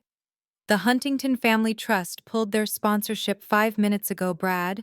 You are trespassing, and you have visitors." The side doors of the venue burst open. These were not Fashion Week security. These were men in windbreakers with yellow letters on the back. FBI, Economic Crimes Division. The crowd parted like the Red Sea. The flashbulbs from the paparazzi went into overdrive, creating a strobe effect that made the scene look like a horror movie. Chloe tried to run. She turned on her heel, tripping over the long train of the gowns, scrambling to get backstage. But an agent stepped out from behind the curtain, blocking her path. She backed away, shaking her head, tears streaming down her face, destroying her perfect makeup. "Ms. Jenkins," the agent said loud enough for the front row to hear, "we have a warrant for your arrest for intellectual property theft and wire fraud." Down on the floor, another team of agents was surrounding Brad. He was still screaming about his father, his lawyers, his rights. I watched as they pulled his arms behind his back. The click of the handcuffs was lost in the noise of the crowd, but the image was unmistakable. The golden boy of the banking world was being dragged away in front of the very people he tried to impress. Serena leaned into the microphone one last time. "These designs belong to Brianna Jenkins," she announced, "and the Vance Management Group is filing immediate charges for grand larceny and investment fraud against Chloe Jenkins and Brad Huntington. We have the digital footprint, we have the confession, and now we have the culprits." I looked down at the front row. My parents were huddled together, but they were not finding comfort in each other. They were being assaulted by the crowd. Not physically, but socially, which for them was far worse. A fashion editor poured her champagne onto my father's shoes as she walked past. People were pointing phones in their faces, playing the audio of Chloe calling them greedy old fools back to them. My mother Viola looked up at the control booth. She saw me standing there in the spotlight. She reached out a hand, her mouth moving silently, screaming my name. She looked old. The mask of the wealthy matriarch had melted away, leaving a terrified woman who realized she had bet on the wrong horse and lost the farm. My father tried to push through the crowd to get to the agents, probably to distance himself from Chloe, to claim he was a victim too. But the crowd blocked him. He was trapped in the cage of his own making, surrounded by the elite society he worshipped, who were now looking at him like he was a disease. I watched as the police led Chloe away. She looked up at the booth one last time. She didn't look angry anymore. She looked small. She looked like the little girl who used to ask me to fix her dolls. But I didn't feel pity. I felt the cold, hard weight of justice. I turned away from the window. "Let's go," Serena said, putting a hand on my back. "The show is over." 90 days later, the air in Manhattan tasted different. It tasted like freedom. I stood on the balcony of my new atelier in Soho, looking down at the cobblestone streets. The sign on the door behind me read, "Brianna Jenkins Design House." Inside, 20 seamstresses were working on my spring collection. There was no denim quilt on the floor. There was no pizza box. There was only light and the hum of industry. My phone on my desk rang. I walked over and looked at the caller ID. It was a number from Atlanta, but not the estate line. It was a prepaid cell phone number. I picked it up. "Hello," I said. "Brianna." It was my father, but the booming, arrogant voice was gone. He sounded frail. He sounded broken. "Dad," I said simply. "Brianna, please don't hang up," he said, his voice trembling. We saw the article in Vogue, the cover story. You look beautiful, honey. Truly beautiful." I didn't say anything. I let the silence stretch. "Things are hard here, Brianna," he continued, his voice cracking. "The lawyers. They took everything. We had to sell the house to pay the settlement for the investors Brad defrauded. Your mother and I, we are in a 2-bedroom apartment in Decatur. The mold is bad for her asthma." He paused, waiting for me to offer help, waiting for the daughter who used to fix everything to jump in. "And Chloe?" I asked. He sighed. "Brad divorced her the day after the arrest. He invoked a morality clause in the prenup. She got nothing, Brianna. Zero. She is living on our couch. No one will hire her. She is not doing well." I looked around my office. I looked at the mood board on the wall filled with sketches for the Met Gala. "I am sorry to hear that," I said. "Brianna, look," his voice turned desperate. "We are family. I know we made mistakes, but we are blood. We need help, just a loan, until we get back on our feet. You are rich now. You have millions. $50,000 would change our lives. Please, for your mother." I closed my eyes. I remembered the $50 bill he had told me to buy pizza with. I remembered him telling me to stay home because I was a distraction. I remembered him sitting in my apartment telling me to sign my rights away. "Dad, do you remember New Year's Eve?" I asked. "What?" "Yes, of course," he stammered. "You told me that if I didn't show up, no one would notice. You told me I was just an extra in the movie of your lives. Brianna." "I didn't mean—" "I am realizing you were right, Dad," I said, my voice steady and calm. "Extras don't save the main characters. Extras don't pay the villain's legal bills. Extras just fade into the background." "But you are not an extra," he pleaded. "You are our daughter. You are the star." "No, Dad," I said, gripping the phone. I am the director now, and I am writing you out of the script. I hung up the phone. I blocked the number. I walked back out to the balcony. The sun was setting over the Hudson River, painting the sky in shades of purple and gold. It looked just like the colors of a bruised heart that had finally healed. I was alone in a new city, but I wasn't lonely. I had Serena. I had my team. And most importantly, I had myself. They wanted me to be the shadow so they could shine. They wanted to bury me so they could grow. But they forgot that I was a seed. And while they were busy fighting for the spotlight, I was busy building the sun. I took a deep breath, filling my lungs with the cold, sharp air of New York City. My name is Brianna Jenkins. I was the girl they tried to erase. Now I am the one holding the pen. And this is just the first chapter. This story reminds us that our value is never defined by those who cannot see our worth, even if they are family. We often waste years seeking validation from people committed to misunderstanding us, fearing that their rejection will destroy us. But as Brianna discovered, being cast aside is often the universe's way of clearing the stage for your true destiny.